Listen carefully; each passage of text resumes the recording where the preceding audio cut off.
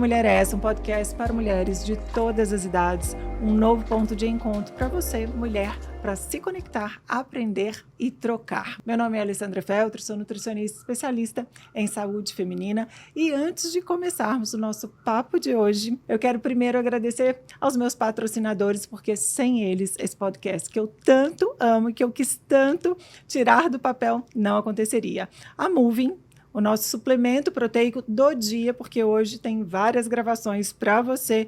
Ele suporta a nossa dose de proteína diária. E também Lolita, moda feminina, que me veste em todos os podcasts. Obrigada a vocês por realizarem esse sonho comigo.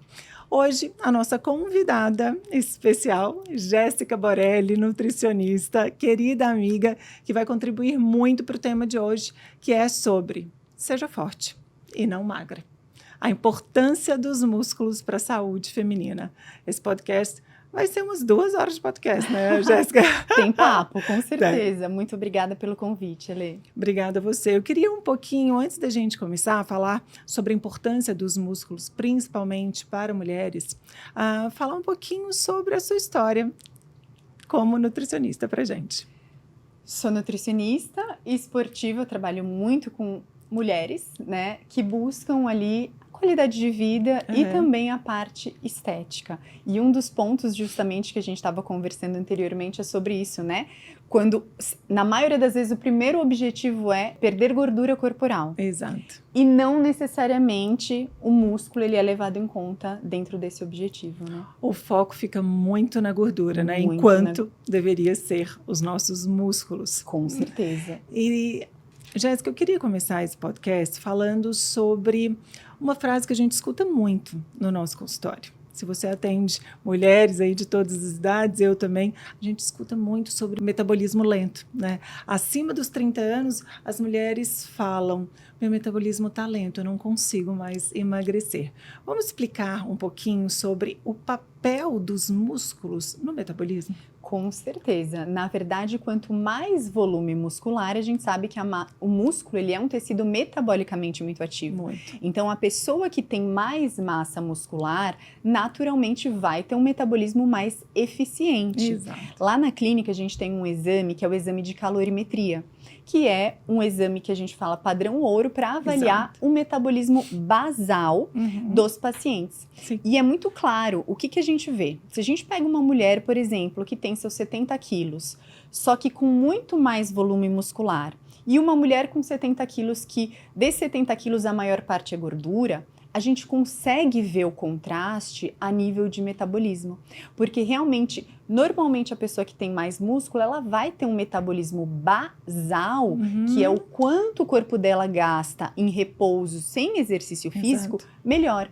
Então, quando a gente pensa no processo de emagrecimento, né, justamente o que você falou daquela mulher que reclama do metabolismo lento, se ela tem mais músculo, esse metabolismo vai acabar sendo mais eficiente e a redução de gordura também. Perfeito, eu acho que você falou aqui uma forma super didática que dá para todo mundo entender direitinho que a Jéssica trouxe. Eu acho que quando a gente fala de emagrecimento, focar nos músculos é uma estratégia muito interessante do que só focar na gordura, porque o que eu vejo na prática clínica são as pessoas que focam no emagrecimento pensando só em quanto de gordura precisa ou perder. Ou até de peso, né? Quanto de gordura precisa perder, e aí começam com estratégias muito diversas do que realmente deveriam acontecer na prática clínica. Então, a restrição calórica começa a aparecer, porque está focando o quê? Em gordura. Perder gordura, eu preciso restringir calorias. Ou, se não, retira carboidratos. Perder gordura, eu preciso tirar carboidratos. Agora, se você tem um olhar para os músculos, você não fala em restrição calórica, você fala em uma alimentação adequada para que você construa mais músculos e para que você tenha uma atividade física com uma performance adequada para que esses músculos possam ser construídos, né? Então, a gente fala de músculos, a gente muda o parâmetro desse planejamento alimentar aí, né? Na verdade, que eu atendo grande parte de mulheres mesmo, que Sim. tem como objetivo definição, Sim, né? sim. Reduzir gordura. E uma coisa que eu falo que é inegociável é o estímulo muscular. Ai, Jéssica, eu quero correr, porque o que queima mais? O que é melhor, né? Óbvio que dentro de um processo de emagrecimento, a gente tem que pensar num déficit calórico, Claro. mas com estratégia. Exato. Então, dentro desse processo de dieta focada em redução de gordura corporal, a gente garantir que essa pessoa vai dar o estímulo, por exemplo, com uma musculação, Perfeito. que a gente vai fazer o ajuste proteico adequado da dieta. Perfeito. Isso é muito importante, porque a gente sabe que nessas dietas com um pouco mais de restrição calórica, subir a ingestão proteica vai ajudar nessa preservação de volume muscular. Sim. Então, normalmente, às vezes vai ter sim a restrição calórica, sim, mas tem que ter o ajuste proteico, tem que ter o estímulo muscular, né? E não necessariamente só cortar a caloria da dieta de qualquer forma para emagrecer. Até quando eu trouxe sobre restrição calórica, essas restrições calóricas extremas, que realmente podem prejudicar essa composição corporal. Ao invés de você ter ali uma utilização de gordura de forma eficiente, você acaba utilizando esse tecido valioso que a gente não quer perder e nem pode perder, principalmente quando a gente fala de mulheres acima de 40 anos, que já vão aí ter impactos com os declínios hormonais neste músculo, nesse tecido que tem tantas funções metabólicas para a gente, né? Então, a restrição calórica estratégica, né? Que eu nem chamaria de restrição calórica, assim, porque eu acho que soa dieta demais, sabe? Soa, tipo, nossa, ela vai me restringir, nossa, eu não vou poder comer.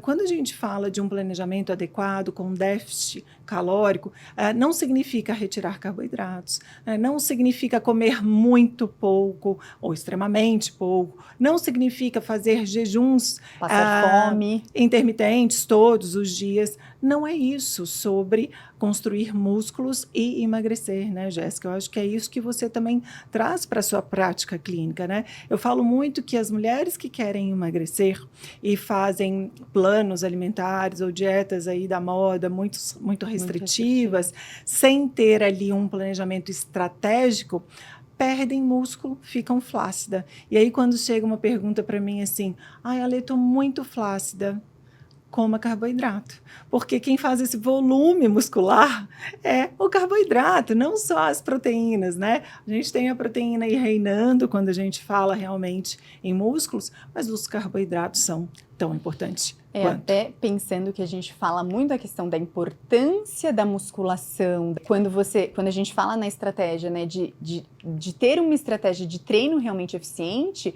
a gente sabe o quanto o carboidrato, por exemplo, ali previamente a um treino de musculação, que a gente quer que seja um treino com carga, um treino realmente de boa performance, ele faz uma diferença muito grande. Então, foi o que a gente estava falando, né? É uma restrição calórica estratégica, né? Sim. E não necessariamente tirar o carboidrato, excluir o carboidrato. Exato. Principalmente porque a gente quer focar em performance, a gente quer que essa mulher, que essa pessoa, ela performe muito bem nos treinos e pegue peso e consiga realmente render bem. E você trouxe um tema que eu acho que é importante a gente esclarecer aqui quando a gente fala de performance, quando falamos dessa necessidade de construir esses músculos, e para a construção desses músculos a gente tem a alimentação, a gente tem a atividade física, que é um estímulo mecânico, né, que a gente precisa oferecer a esse músculo para que ele se desenvolva, sobre o consumo de carboidratos. Maravilha, a gente precisa desses carboidratos para uma boa performance física, mas após essa atividade física, eu também preciso de carboidratos para fazer um bom processo de recuperação para o treino do dia seguinte, né? Para repor justamente esse estoque de glicogênio muscular e você conseguir manter a performance ao longo da semana. Exatamente, perfeito. Jéssica, a gente pode falar que os músculos são a verdadeira fonte de juventude? Com certeza. Juventude física, porque a gente sabe o quanto o músculo, ter esse banco, né, esse estoque de massa muscular é importante, por exemplo, para a mobilidade, para sistema imunológico, mas também para a saúde mental, que foi o que a gente conversou, né? Tem estudos justamente que mostram que, por exemplo, as pessoas que têm mais força nas pernas, por exemplo, elas têm uma chance menor de ter Alzheimer. Então a gente fala que a musculatura, ela vai muito além da estética. Exatamente. E é isso que muitas vezes é ignorado.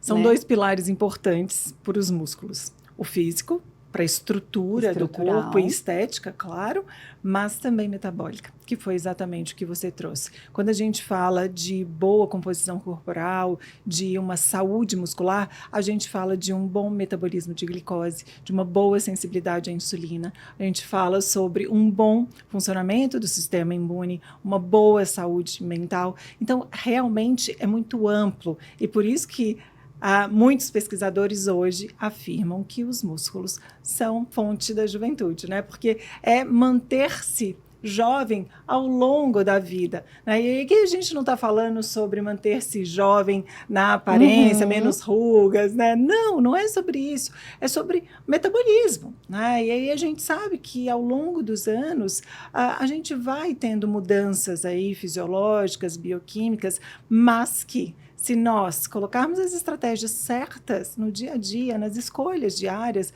a gente pode viver mais e melhor, né? Então, isso vem sendo modificado aí, né, frente aos estudos de que eu li outro dia sobre o metabolismo não tem a ver, o metabolismo não é algo cronológico, o seu metabolismo não diminui com a idade. O que acontece é o seu metabolismo pode modificar se você compromete a sua saúde muscular. Então, não é sobre cronologia.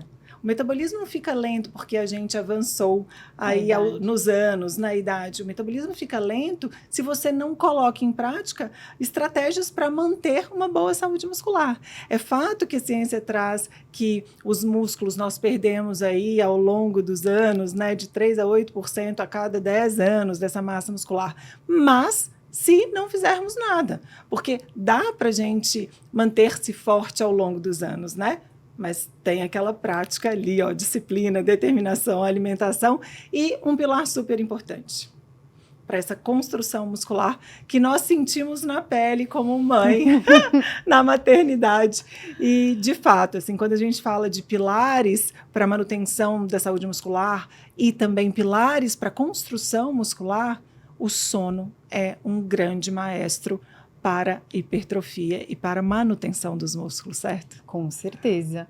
Nós mães, né, passamos por isso. Eu recentemente tenho uma filha de 2 anos e muito claramente como a privação de sono, ela vai impactar diretamente na qualidade do estímulo do seu treino, porque se você não dorme bem, não tem um sono reparador, você não vai conseguir dar aquele estímulo muscular importante dentro do exercício físico, por mais que dieta esteja boa, suplemento é bom, o sono muitas vezes ele é ignorado. E a gente sabe o quanto um sono de qualidade impacta na sua performance, mas também na sua recuperação, porque esse volume muscular é no processo de recuperação que tudo acontece. Exatamente. Né? Então, a partir do momento que existe uma privação de sono, com certeza esse é um pilar que vai comprometer esse ganho de volume muscular. E muitas vezes, quando a gente pensa em hipertrofia, as pessoas pensam dieta e treino, mas elas não pensam em sono, em recuperação e manejo de estresse. Que é importantíssimo.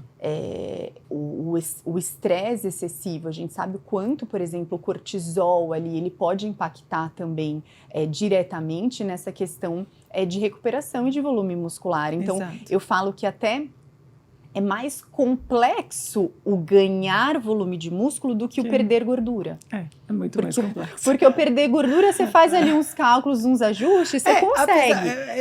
A gente não pode colocar uma linha tão simples também no emagrecimento, porque senão a gente se compromete aqui. Isso. Porque também quando a gente fala de emagrecimento, muito além, né, do que fazer ali uma retirada dessa gordura para poder metabolizá-la, a gente tem um processo mitocondrial aí importante, também o sono vai impactar.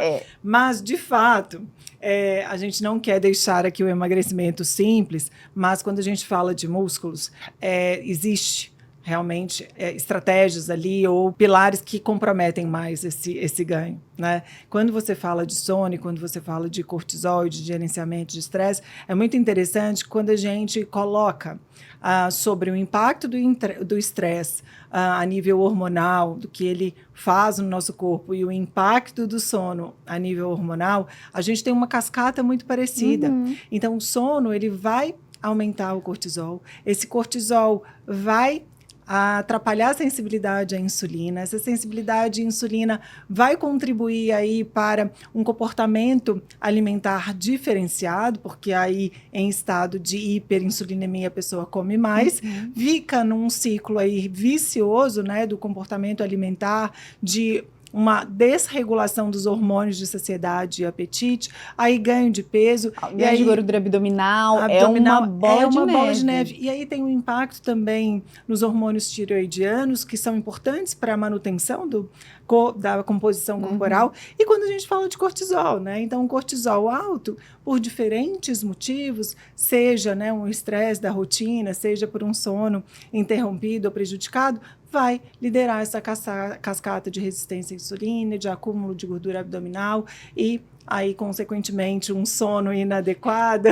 e aí começa tudo de novo. A gente não sabe, né, o que vem antes, né? É a privação do sono ou o estresse, né? Mas esse gerenciamento de estresse, colocar as estratégias certas para essa mulher que quer ganhar massa magra é muito importante, porque foi o que você trouxe aqui. Se a gente levanta, né, essas duas bandeiras da alimentação e da atividade física e não olha de uma forma integral a vida, os hábitos, a fase da vida dessa mulher, desse paciente, a gente negligencia uma boa estratégia também. Então, por exemplo, poxa, chega uma pessoa no consultório, uma paciente no consultório com uma dieta adequada, com um treino adequado, você fala, gente, mas ela está fazendo tudo certo. Peraí, qual horário é o jantar dela? Quantas horas de sono? Como ela acorda? Acorda cansada? Acorda animada? Como é o dia dela? É um dia estressante ou não?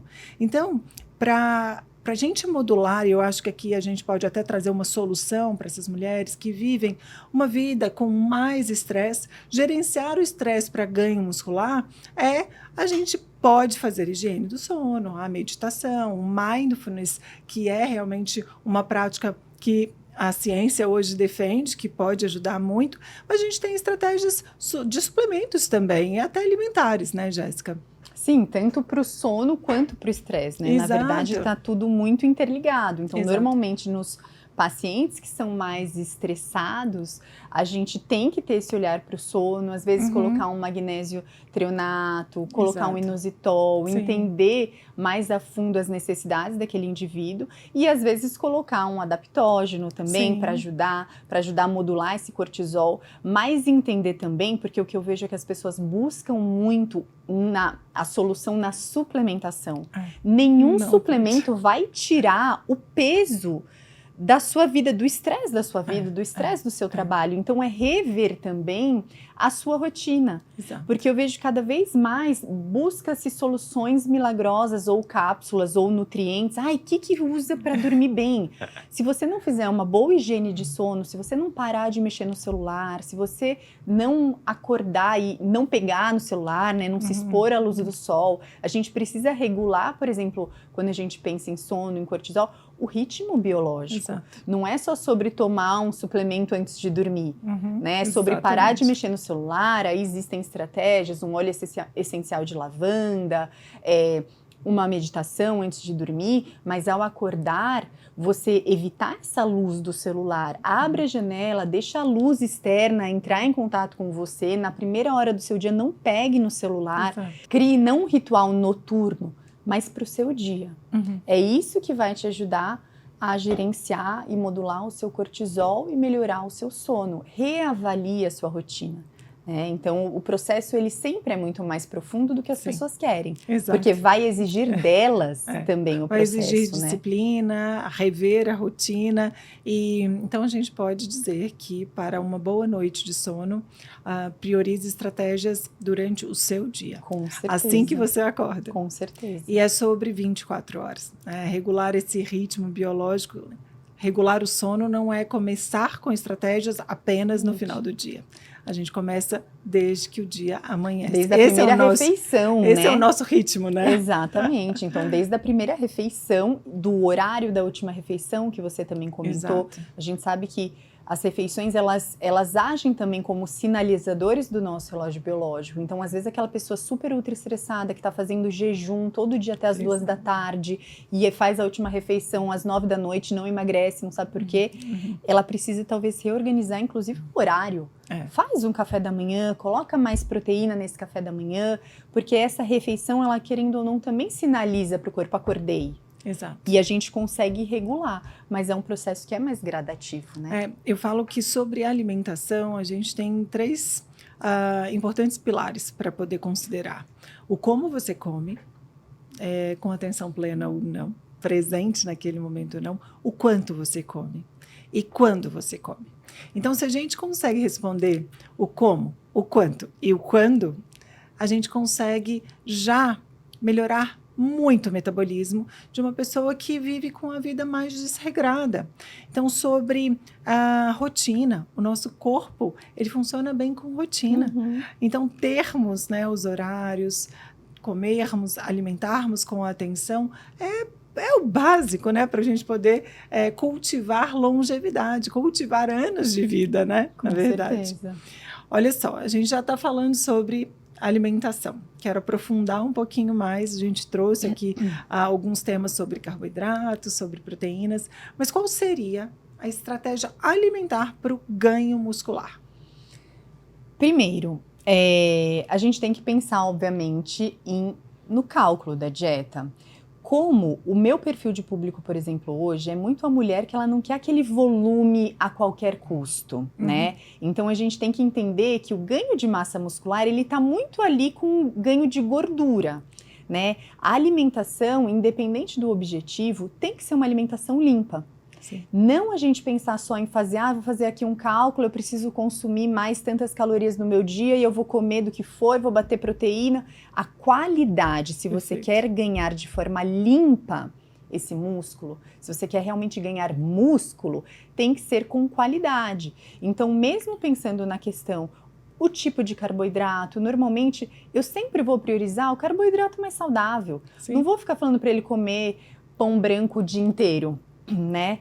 Porque o que importa realmente é a quantidade de carboidrato de qualidade. Sim. Então, a gente, primeiro, muitas vezes o que eu faço nas minhas pacientes que chegam num primeiro momento que querem ganhar massa muscular, às vezes eu só ajusto a qualidade da alimentação, faço o ajuste de proteína e sem ser hipercalórico, a gente já consegue ter uma melhora e uma resposta positiva no ganho de volume muscular, né? Então, eu vou fazendo esse aumento de energético muito aos poucos. Gradativo, né? Gradativo, porque muitas vezes não precisa. E também tratando-se de mulher, com esse medo, né, de ganhar, porque é uma linha muito tênue quando a gente fala de ganho muscular e de ganho de gordura. Na verdade, não tem como a gente separar isso. A gente ganha, né? Então, a gente tem ali uma estratégia que é esse volume energético para poder ter esse volume muscular. Mas dependendo de como é a estratégia de performance ou de gasto energético durante o dia, isso vai precisar de ajustes ao longo do tempo. Então, nós, como profissionais de saúde, sermos prudentes ali no aumento gradativo dessa ainda mais pensando no nosso perfil, né? Dessa alimentação, é muito legal, né? Porque aí você vai vendo como esse paciente vai retribuindo aquela estratégia. Poxa, melhorou a performance, já ganhou um pouquinho de massa, ou ainda não, e vai fazendo isso aos poucos. Eu falo que não tem como a gente melhorar a saúde muscular em uma consulta apenas em 30 dias. Não. É tudo um processo. O ganho muscular, até a manutenção muscular ou emagrecimento, que seja, é um processo, é uma jornada. Não é em 30 dias apenas. Você poderá ter resultado em 30 dias? Poderá. Mas, para você ter esse resultado e não perdê-lo, você precisa continuar a estratégia. Né? E normalmente, isso é um ponto muito importante, porque as pessoas chegam às vezes com uma expectativa que não é real, né? O que a gente sabe? Que a pessoa, por exemplo, que nunca fez nada, que nunca deu nenhum estímulo para a musculatura, se ela começa realmente faz direito, ajusta a alimentação, começa a treinar, a gente coloca um pouco mais de proteína, porque essa pessoa que está começando a treinar, nunca deu nenhum tipo de estímulo muscular, que ela começa a treinar, ela precisa, o corpo dela ainda não está acostumado, ela precisa de mais proteína, talvez, do que a gente que já está acostumado. O nosso corpo, ele já é mais eficiente para utilizar essa proteína. Sim. Então, quando a gente faz esses ajustes básicos, né, nesse primeiro momento pode até ser que ela ganhe um volume muscular legal. Mas eu falo, foi bom, mas não vai ser todo mês, assim. né? Não vai ser todo mês assim.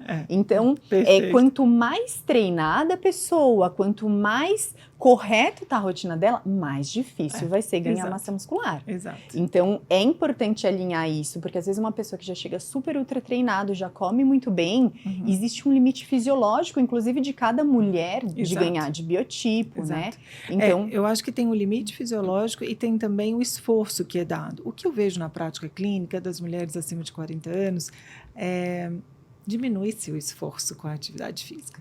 Então, eu sempre reforço a importância do esforço físico, do estímulo, para o resultado que ela almeja. Porque, senão, fica aquela coisa, parece uma guerra, né? Tipo, eu faço tudo, mas não resolve. Eu faço tudo. Não, calma, você não está fazendo tudo.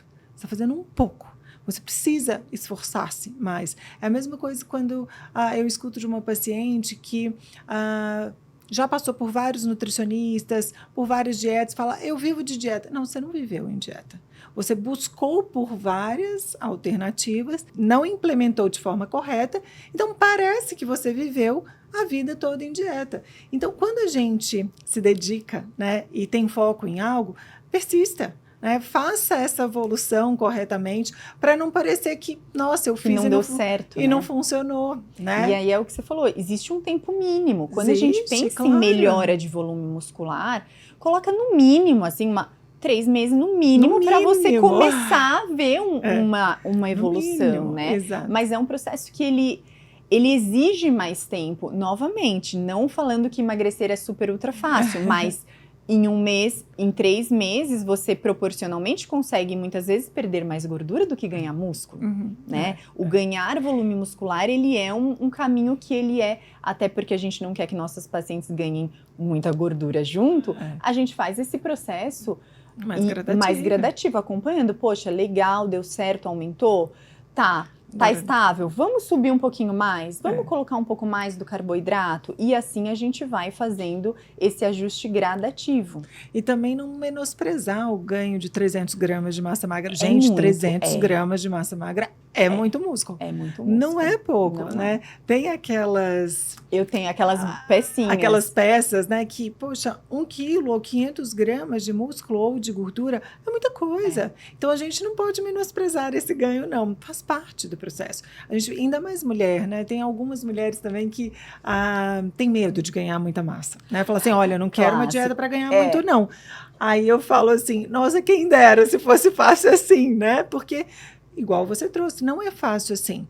Então, nós, como mulheres, nós não precisamos ter medo de estratégias alimentares ou de uma suplementação para ganhar massa magra. E de um treino também, né? E aqui a gente está falando alimentação, suplementação e treino. A gente não está falando de medicação, não está falando de nenhum hormônio. Nada extra. Nada extra. Então, isso realmente acontece de forma muito fisiológica. E até falando também, que você falou do extra, né? Para alinhar as expectativas. Porque a gente vê muita coisa, às vezes, na rede social, a pessoa que transforma o corpo, em 3 meses está transformada. Você nunca sabe o que realmente aquela pessoa usou.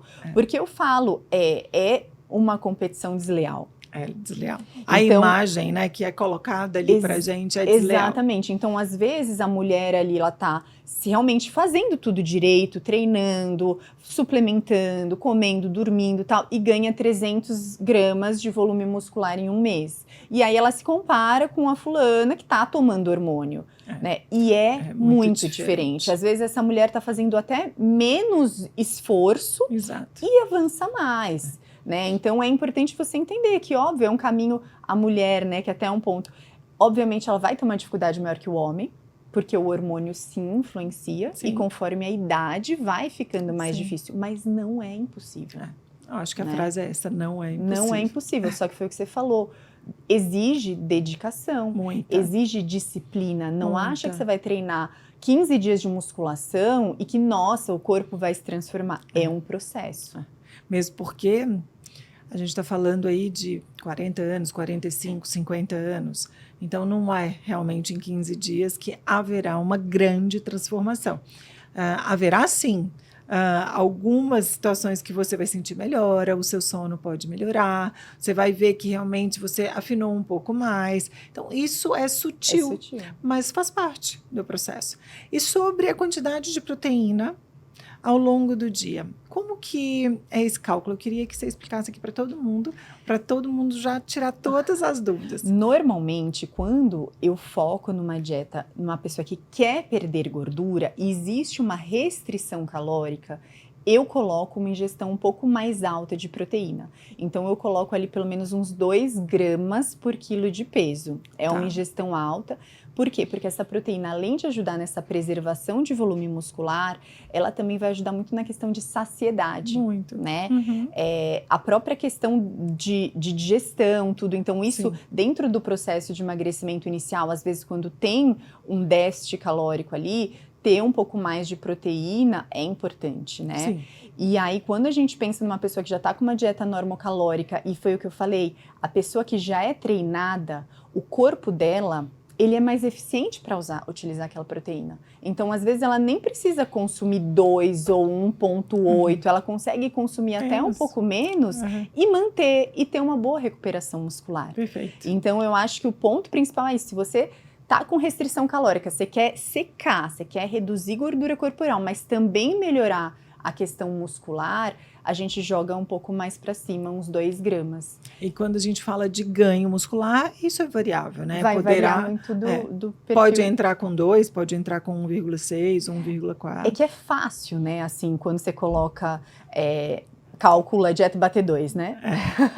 Os 2 gramas acaba sendo muito fácil de alcançar, né? Mas depende, é aquilo, tem pessoas que mesmo com 1,2, com 1,6, já tem um resultado muito bom, né? E sobre essa quantidade proteica ao longo do dia, eu queria até reforçar aqui a importância da ingestão de vegetais e legumes quando nós aumentamos esse aporte proteico. O aumentar aporte proteico seria aqui 1,6, 2 gramas por quilo de peso corporal, 1,6 a 2 gramas de proteína por quilo de peso corporal.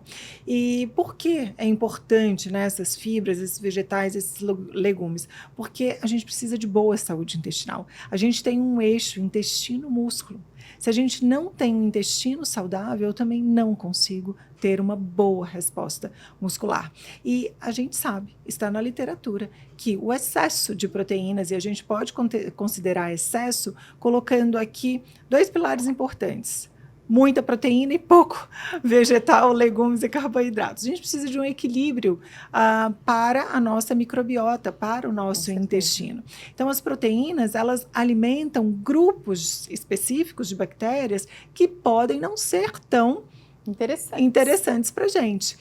Por isso, equilibrar os vegetais, legumes. Então, está comendo ali um aporte proteico um pouco maior, não negligencie vegetais, legumes, frutas e carboidratos integrais. Isso será fundamental para o seu intestino, porque senão acontece isso: eu vou comer essa proteína que a minha nutricionista passou, mas eu não tenho tempo de fazer a minha salada, mas eu não tenho tempo de fazer esses vegetais, eu não consegui é só sobre a proteína, não né? É sobre proteínas, mesmo porque quando a gente fala de vegetais, de legumes, de frutas, de carboidratos integrais, a gente tem muito além de macronutrientes, a gente tem micronutrientes que são fundamentais para essa construção muscular. Quando a gente fala de vitaminas do complexo B, quando a gente fala de zinco, quando a gente fala de vitamina A, de vitamina D. Então, assim, a gente precisa pensar em micros também. E não pensar em micros através só de cápsulas. De suplementos. Mas a pensar em micronutrientes, vitaminas, minerais, antioxidantes, fibras, também pela alimentação. Com certeza. Né? Pensar até nessa questão do resíduo alcalino, né, da alimentação. Então, ter muito das folhas, das verduras, dos vegetais verdes. Então, a gente conseguir encontrar esse equilíbrio, porque foi o que você falou, o excesso de proteína isoladamente, ele não é interessante também. Não é. Né? E ele pode, sim, piorar o quadro intestinal, então a gente tem que pensar em todo o resto. Às vezes a própria falta do carboidrato numa restrição muito intensa vai piorar ainda mais esse perfil de bactérias intestinais, vai formar menos volume, né, fecal. Então isso também acaba sendo um ponto muito relevante aí quando a gente pensa, que é o que a gente falou novamente, né, Ali, de olhar além de bater caloria, macronutriente, carboidrato, é ter essa visão da nutrição funcional, o que você realmente está dando para o seu corpo, para suas células, né? O quanto que você está nutrindo ali mitocôndrias e fazendo as coisas acontecerem de verdade. É sobre densidade nutritiva, né? E não só em macronutrientes, porque hoje, com os aplicativos de cálculos de dietas, as pessoas querem ali bater os macronutrientes. E tá tudo bem, é um aprendizado. Que bom que você usa esse aplicativo para poder considerar ali o quanto de carboidrato, considerar as proteínas e as gorduras. Mas foi o que a Jéssica trouxe anteriormente e vou reforçar sobre a qualidade desses alimentos. Não trocar um carboidrato selvagem, um carboidrato integral, uma raiz, um tubérculo, um cereal, um grão integral, por coisas muito refinadas. Você poderá ter uma farinha branca uma vez ou outra? Claro que sim. Imagina, nós italianas, sem a nossa massa, né? A gente vai comer. Faz parte. Faz parte, mas não é sobre aquele consumo constante. Sobre ser a base.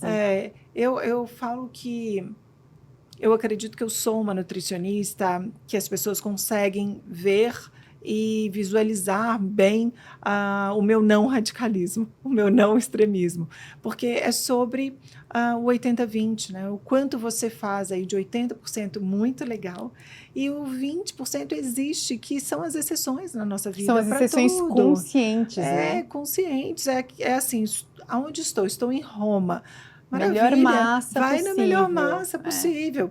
É isso que vai fazer você ganhar ou não mais gordura. Não é sobre isso. É sobre uma construção, sobre uma vida. Jéssica, uma outra pergunta que eu queria que você trouxesse uma resposta aqui para todos nós aqui ouvintes. Sobre um consumo ideal por refeição de proteína. Existe isso? Não? Como que se daria essa distribuição de proteína? Eu levo muito em consideração a rotina da pessoa, né? Por quê? Porque a gente sabe que, obviamente, antigamente se achava muito que existia um limite ali, né, máximo de proteína para absorção, tudo. Hoje a gente sabe que se a gente juntar por uma questão de praticidade da pessoa, Jéssica, eu não consigo comer nada no meio da tarde, eu só consigo fazer as 3 refeições. Vamos tentar pegar essa proteína e dividir entre as 3 refeições, né? Mas se a gente consegue fracionar, até por uma questão de digestibilidade, às vezes você vai colocar uma proteína gigante ali no almoço, aquela pessoa depois não vai conseguir digerir, vai ficar morrendo de sono. Eu tenho, e a gente precisa entender muito a individualidade de cada pessoa. Eu tenho pacientes que eu coloco uma quantidade maior de proteína ali no almoço, por exemplo, porque ela não consegue comer no jantar. Sim. E aí eu só coloco um shakezinho ali no jantar pra gente conseguir bater, né? Mas eu acho que vai depender muito, mas a gente pensar, depende do peso, depende da quantidade de massa muscular da pessoa, mas colocar ali pelo menos uns 20, 30 gramas ali fracionado é uma estratégia é uma forma interessante. Eu gosto dessa estratégia entre 20 e 30 gramas, principalmente para mulheres. Eu acho que essa quantidade atende grande parte das mulheres, né? 30 em 4 refeições ou 20 em 4 refeições ao dia, conferindo saciedade. E quando eu tenho uma paciente que não consegue fazer um lanche da tarde, que eu acho que assim, todo mundo deveria fazer, mas se não consegue de jeito nenhum, eu concentro mais no café da manhã, uma proteína não através só de alimentos, mas através de um suplemento que tem uma digestibilidade um pouco mais fácil.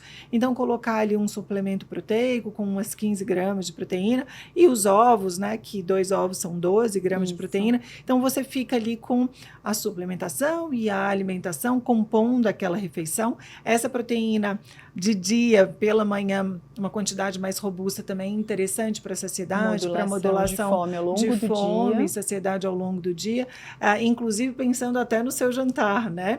Já que essa paciente não terá ali esse lanche da tarde, mas distribuir ao longo do dia, eu acho a melhor estratégia.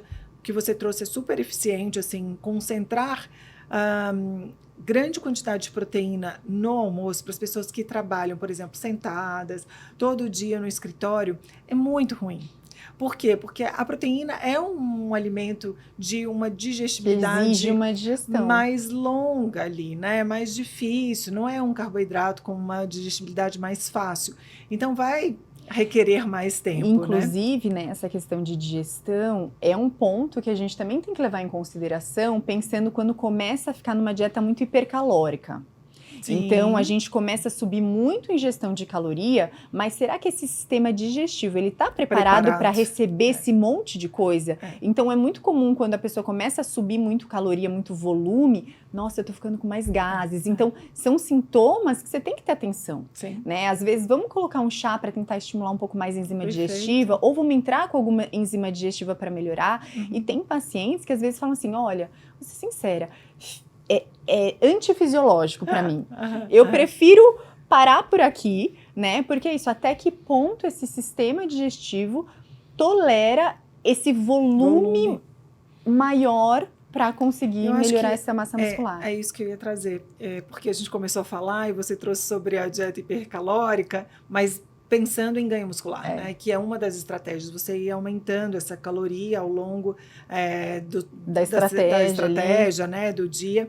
E é o que você disse, as pessoas às vezes não conseguem fazer essa digestão, mas ainda assim se estão preparadas para avançar nesse processo, a gente tem como ajudar. Desde as enzimas digestivas que podem ser manipuladas, tinturas, desde os chás que são ali chás específicos com efeitos digestivos, ou até mesmo as frutas. Se eu tenho que aumentar o aporte calórico, por que não colocar um abacaxi, um figo, ou um kiwi ali, ou uma pitaia, que são frutas, a mamão, que são frutas que podem auxiliar ali na digestão, principalmente de proteína, quando a gente fala. O próprio melão, que tem amilase, se tem uma quantidade um pouco maior aí de carboidratos, a gente pode colocar também. Então, existem estratégias nutricionais. E é o que a gente fala novamente quando a gente tem esse olhar mais integrativo, mais funcional mesmo, exato. Porque a gente não pode considerar só, tá bom, vamos subindo caloria. Como que tá a digestão? Porque de nada adianta a gente colocar um monte de caloria e a digestão, a absorção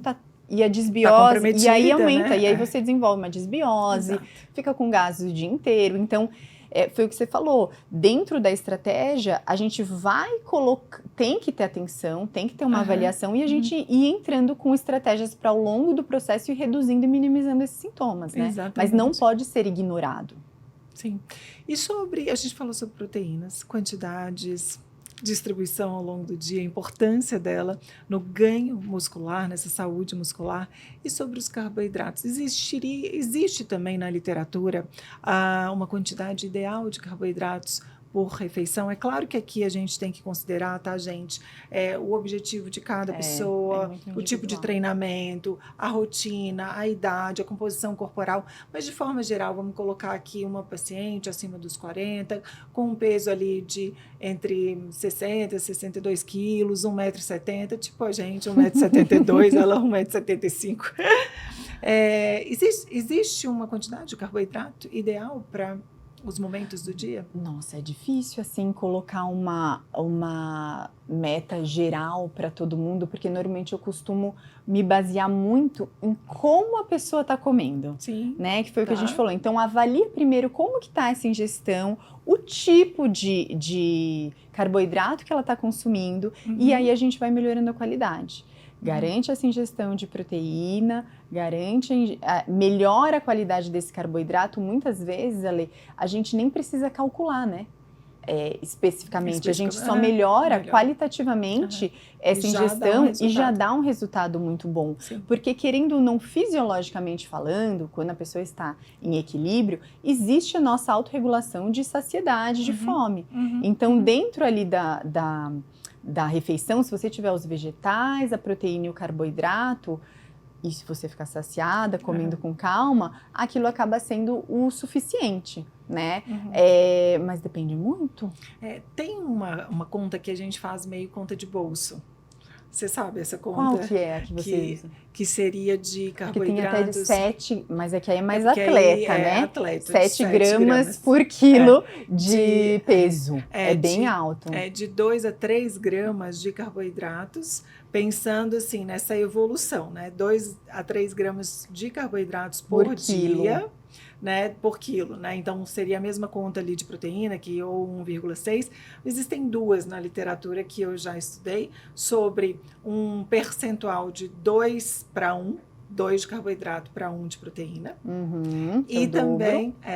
E também sobre os 2 a 3 gramas de carboidratos, pensando em uma manutenção de peso corporal, não pensando em ganho muscular. O ganho muscular, de novo, é mais detalhado ainda, né, nessa porção de carboidratos. Exato. O ganho de massa muscular, por exemplo, então foi o que a gente falou, pensando em atletas, né, a gente pode chegar até 7, né? Muito alto. Então, o que eu vou fazendo? Eu começo com o menos e vou aumentando, porque vai chega treinando um ponto, esse intestino, né? Porque também chega um ponto que aquilo, não adianta, precisa subir caloria da dieta, mas não adianta subir de proteína, você tem que subir de carboidrato. De carboidratos também. Que as pessoas têm medo, então a proteína já está ali no 2, o que vem extra ali acaba vindo mais de carboidrato, se você quer ganhar massa muscular, né? Exatamente. Confesso que nunca cheguei no 7 ali, é um perfil muito específico, que não é muito o nosso perfil, né, das mulheres. E tem um cálculo... Eu fico entre 3 e 4 atualmente.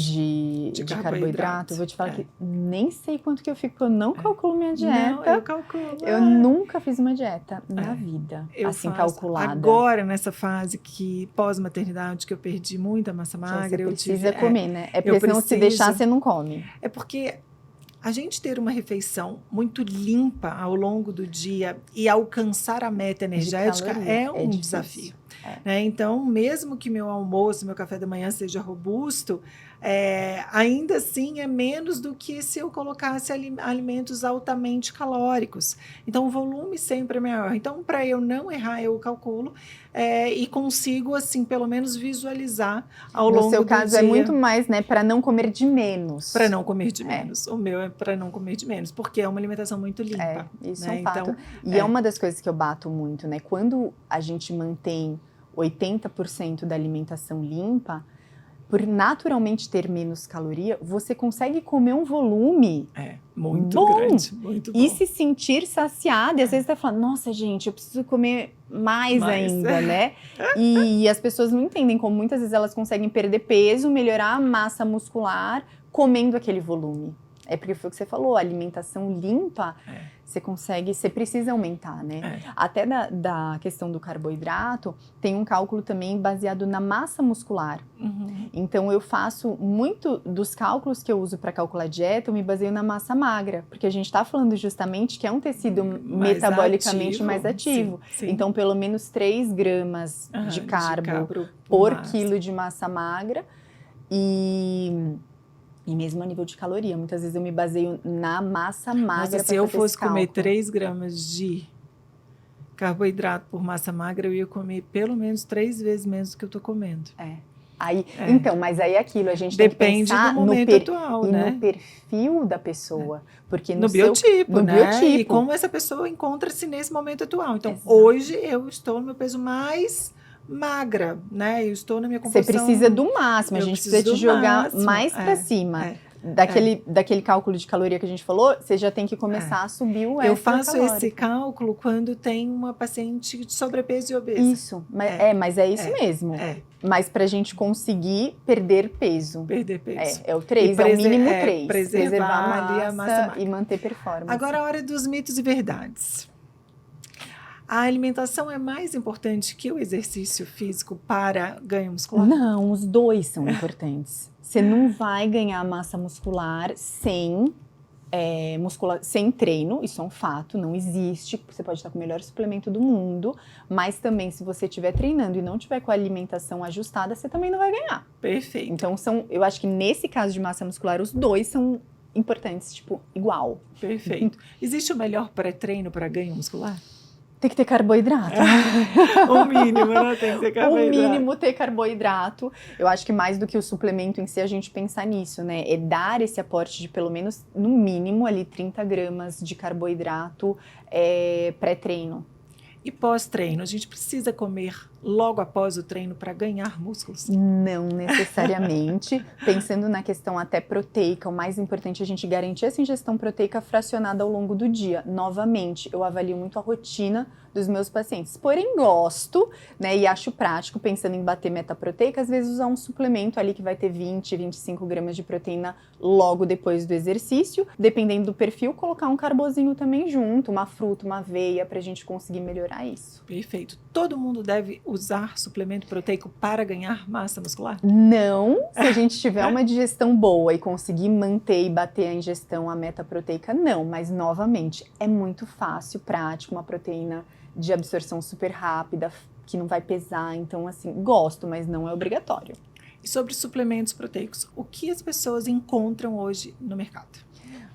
1 milhão de tipos, né? Eu acho que o primeiro ponto na hora de escolher um suplemento, até porque muitas vezes esse suplemento ele vai ser colocado todos os dias na sua rotina, às vezes mais do que uma vez, é você avaliar o rótulo, optar por alternativas que sejam mais limpas. Então, a gente evitar aqueles suplementos cheios de corantes artificiais, adoçantes artificiais, ter uma atenção um pouco mais para esse detalhe e não só focar na parte de quanto de proteína tem, né? Porque muitas vezes a pessoa acaba indo muito pelo preço, né? Apenas, sem avaliar mais a fundo isso.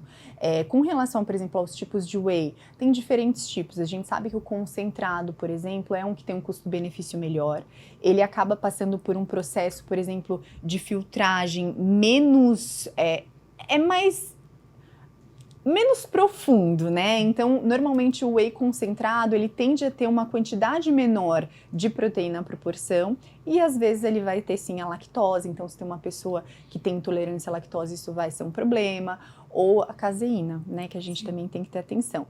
O whey isolado, né, que ele acaba sendo uma opção já que passa por um processo de filtragem melhor, né, maior, então tem uma digestibilidade melhor, uma absorção mais rápida e tem uma porção maior de proteína. Às vezes, para quem tem intolerância à lactose, grande parte não tem a lactose, né? Sim. Então é uma opção legal. Hidrolisado já tá quebradinho, né? Mais caro. E aí é aquilo, né? Quanto maior o processo de filtragem, normalmente pior o sabor, né? Então o hidrolisado, ele tende a ter um gosto um pouquinho mais, né? Mas para quem tem uma dificuldade de digestão, é uma opção. A gente estava conversando sobre a questão da proteína de colágeno, né, que é muito questionada hoje, né, e existe essa questão sim do perfil de aminoácidos, né, da proteína de colágeno, mas confesso que eu uso muito, principalmente para pacientes que têm questões digestivas, intestinais, porque é um perfil de proteína, por exemplo, o Body Balance, é um perfil de proteína de uma digestibilidade melhor. E quando a gente coloca dentro de uma dieta, por mais que não tenha o perfil de aminoácidos do whey, porque é diferente, a gente consegue ajustar esses aminoácidos e ter um resultado também positivo. Claro. Vejo na minha prática muito isso. É mesmo porque quando a gente fala de um suplemento, uma vez ao dia, como um colágeno, a gente está pensando em um exato momento, aqueles aminoácidos fazendo parte apenas daquela refeição, mas todo o resto será composto de outros aminoácidos, de outros alimentos que vão oferecer boas doses de aminoácidos essenciais, que eu acho que é o grande X da questão quando se fala do colágeno. E até a gente, com o drink da Moving aqui, o que a Moving fez? Uma estratégia super interessante. Tem drinks com colágeno, só que eles acrescentaram os BCAAs. Então, aqui fica com um perfil de aminoácidos essenciais muito mais interessante. E eu ia falar, inclusive, isso. Muitas vezes, quando, às vezes, eu suplemento uma proteína de colágeno num pós-treino, hoje mesmo, por exemplo, tomei meu pós-treino, eu uso mais a proteína de colágeno, eu coloquei ali um sachêzinho dos aminoácidos essenciais para equilibrar. E é uma ótima estratégia. E mesmo que as pessoas não tenham esses aminoácidos essenciais, ter o colágeno uma vez ao dia com uma proteína para complementar o aporte proteico, a alimentação vai completando o resto, certo? Com certeza. Vamos lá. Creatina. Tomar ou não tomar? Com certeza! Se tem um suplemento, eu bato muito nessa tecla, que tem respaldo científico, que tem segurança, é a creatina. E ela desempenha um papel não só pensando na questão de força, né, de volume, né, de melhora de volume muscular, pensando na força, mas ela vai desempenhar um papel essencial na saúde mental, intestinal. Tem estudo, eu falo, dos benefícios da creatina para tudo, né? Então, com certeza tem que ter, inclusive ali tem, né? Aqui tem. Porque tem algumas, são 3 versões do Drink da Moving. A gente tem esse do Protein Booster Pro, que é o colágeno, BCA, vitaminas do complexo B e a creatina. Tem o Energy com cafeína. Tem o Protein Booster, que é um menorzinho com 12 gramas de proteína, que oferece whey protein. Então, tem também para todos os gostos e para todo tipo de digestibilidade e tolerância digestiva aí também. Então, fica super fácil, super prático da gente ter a creatina aqui. Sobre outros suplementos essenciais para contribuir como coadjuvante no ganho muscular, o que você traria aqui de destaque? Eu gosto muito também que entra na mesma linha que são os aminoácidos essenciais, porque é uma forma muito prática, inclusive pensando às vezes naquela mulher que tem que comer muito e que a digestão não tá legal. É muito prático da gente conseguir colocar na alimentação, pensando até às vezes uma mulher que quer melhorar volume muscular, mas que também quer dar aquela definida, é uma forma muito fácil da gente dar esse aporte desses aminoácidos essenciais que são importantes para a síntese proteica, sem precisar da proteína. Mas assim, Ale, eu acho que no geral, via de regra, se a gente tiver uma boa proteína, treinar, comer direito, às vezes uma creatina, um whey, dormir né? Bem, dormir bem, gerenciar o estresse. Você tá fazendo tudo isso, você já é 95%. E aí a gente tem que pensar qual é o problema. Tá fazendo tudo certo. O que tá pegando ali pra gente entrar? Então existe uma questão hormonal envolvida, que é uma coisa que a gente sabe, né? Então, a gente entender exatamente o que mais que tá pegando pra gente entrar com uma suplementação mais específica, né? Perfeito. Trazendo um pouquinho esse gancho sobre o momento hormonal, essa fase de vida da mulher, principalmente pensando em climatério, menopausa, a gente sabe que existe um declínio hormonal e não é apenas de testosterona. O estrogênio tem um grande papel na saúde muscular.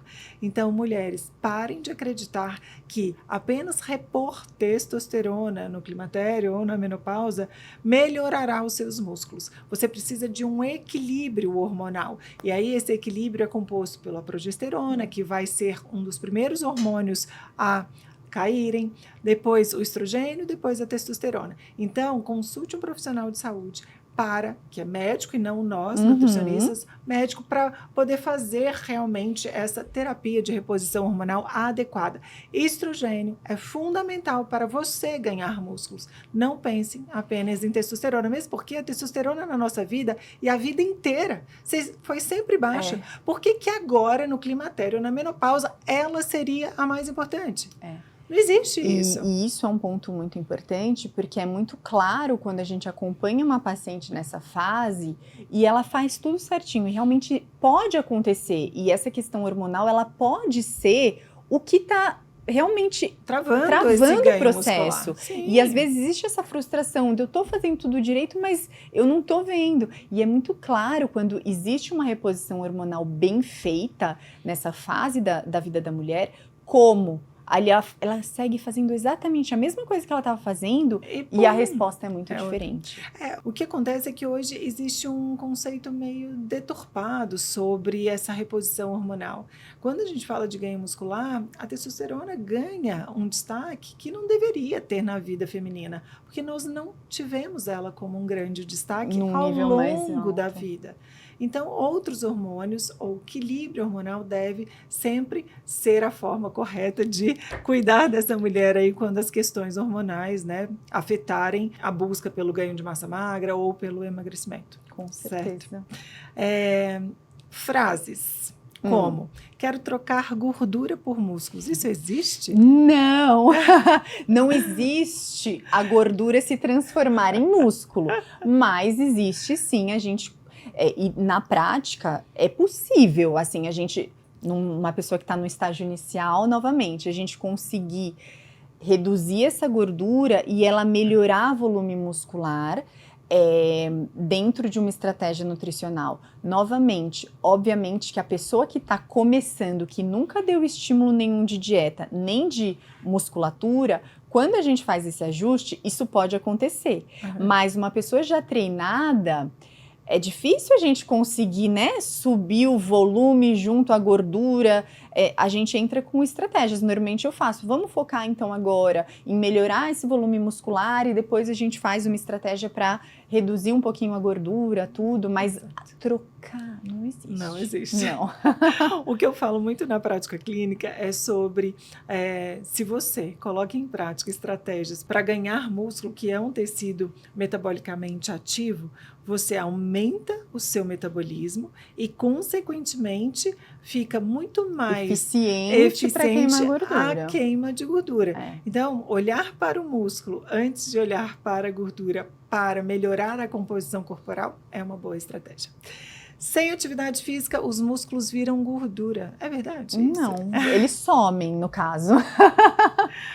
Consigo ganhar músculos e perder gordura ao mesmo tempo? Que foi o que a gente falou. É possível, se for com a estratégia certa, com o treino certo novamente. A gente precisa bater nessa questão da importância do exercício físico correto, do estímulo certo, alinhado à estratégia de dieta. Quantas vezes eu não chego e não converso com o personal?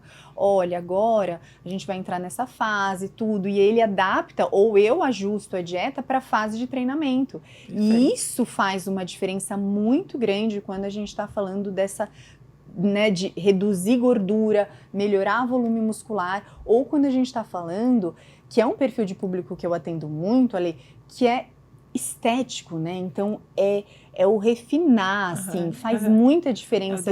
Os detalhes fazem muita diferença, o cálculo de dieta, o treino, o aeróbio, como vai ser o aeróbio depois do exercício, que dia que vai ser, que horário que vai ser, tudo isso faz uma diferença muito grande. Jéssica, ficaria aqui mais um tempão com ela, né, gente? Obrigada, adorei o nosso papo de hoje. Que delícia te escutar com tanta clareza, com tanto conhecimento sobre um tema que vai realmente ajudar muitas mulheres. Ter músculo, construir músculos é manter uma longevidade saudável. Com certeza. Eu falo que tem muita gente que fala do banco de colágeno, né? Que tem que fazer tal. A gente tem que fazer um banco de músculos. A gente tem que fazer um banco de músculo, um estoque de músculo nesse corpo. Perfeito. Muito obrigada. Obrigada a todos os ouvintes. E toda quinta-feira tem episódio novo para você aqui no Que Mulher é Essa. Até a próxima. Um beijo.